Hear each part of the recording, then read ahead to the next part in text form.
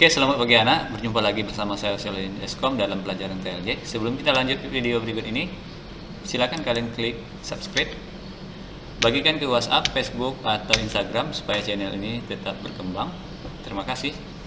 Oke, hari ini saya akan membahas mengenai standar komunikasi data. Perhatikan slide berikut ini atau video berikut ini. Apa itu standar komunikasi data?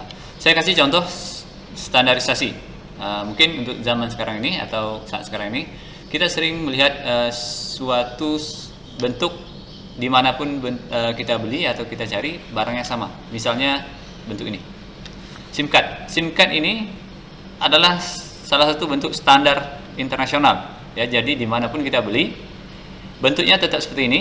Tidak ada yang segitiga atau bulat atau yang petak 4, pasti seperti ini. Tentu ukurannya ada yang standar ini, kemudian ada nano dan mikro. Jadi di Amerika pun jualnya seperti ini bentuk SIM cardnya. Tidak ada yang segitiga atau segi 5. Jadi bentuk ini sudah menjadi standar internasional. Ya. Jadi apa itu standar? Sesuatu yang sudah dipakai secara umum, kompatibel, cocok dimanapun, apapun merek handphonenya, apapun merek perangkatnya, dia akan cocok dengan ini. Ini salah satu bentuk standar. Jadi perhatikan lagi gambar berikut ini. Ini handphone. Handphone mungkin kita punya handphone yang berbeda. Ada misalnya merek Oppo, misalnya Samsung, iPhone, dan banyak yang lain lagi. Vivo misalnya.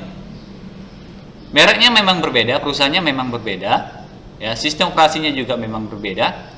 Tetapi antara merek-merek handphone ini, sistem operasi yang mereka pakai, satu sama lainnya bisa berkomunikasi, ya. Jadi komunikasi data bisa kita lakukan lewat handphone yang berbeda ini. Kenapa? Karena di dalamnya sudah ada protokol standar. Bagaimana nanti iPhone bisa terhubung ke Mac OS misalnya. Jadi ada standar yang mengatur itu. Misalnya kita akan membuat sebuah perusahaan baru, ya, perusahaan telekomunikasi, atau kita memproduksi sebuah handphone baru, ya kita harus mengikuti standar yang sudah ada, standar internasional yang sudah ada. Kenapa? Karena kalau kita tidak mengikuti standar, artinya produk yang kita buat tidak akan bisa dipakai, tidak akan kompatibel dengan produk lain. Kalau sudah kita buat banyak-banyak, produknya tidak laku, artinya kita akan mengalami kerugian. Nah, itu. Jadi kalau kita ingin membuat sesuatu sesuai atau gunakan standar internasional yang sudah ada seperti ini. Oke. Supaya komunikasi dapat berjalan lancar, maka komunikasi data harus mengikuti sebuah standar protokol. Ya. Protokol tersebut merupakan sebuah aturan, ya, aturan.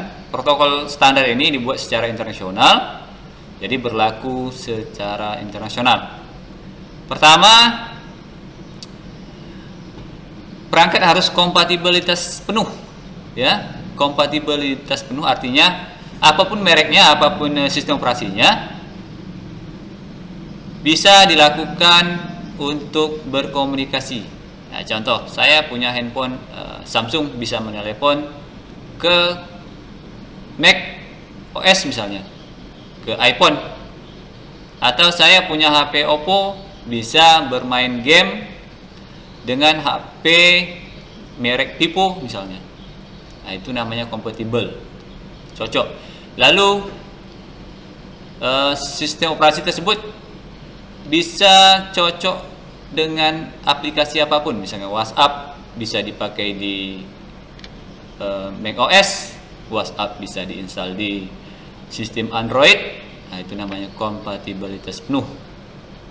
Begitu juga dengan komputer mungkin, ya, komputer Asus bisa diinstal dengan Linux, bisa diinstal dengan Windows 10. Begitu juga dengan merek lainnya. Itu namanya kompatibilitas, cocok, sesuai, ya. Kompatibilitas itu namanya artinya cocok atau sesuai. Yang kedua, bisa melayani banyak peralatan. Ya, contohlah misalnya kalau dulu handphone tidak bisa mencetak ke printer, tapi sekarang sudah bisa mencetak ke printer, bisa lewat kabel OTG atau lewat printer wireless. Itu namanya bisa melayani banyak peralatan. Begitu juga dari komputer bisa mengirim data ke handphone melalui Bluetooth, inframerah dan sebagainya, atau melewat kabel data. Itu namanya bisa melayani banyak peralatan. Contoh simpel ya. Lalu yang keempat, berlaku umum dan mudah diterapkan. Ini artinya untuk menggunakan protokol tersebut kita tidak perlu belajar secara khusus. Ya, contoh kita beli handphone, smartphone Samsung, beberapa saat kita sudah bisa pakai semuanya. Kemudian sebulan lagi kita beli iPhone, ya seperti itu juga. Beberapa saat kita buka tutup, kita pelajari isi dalamnya, kita sudah bisa.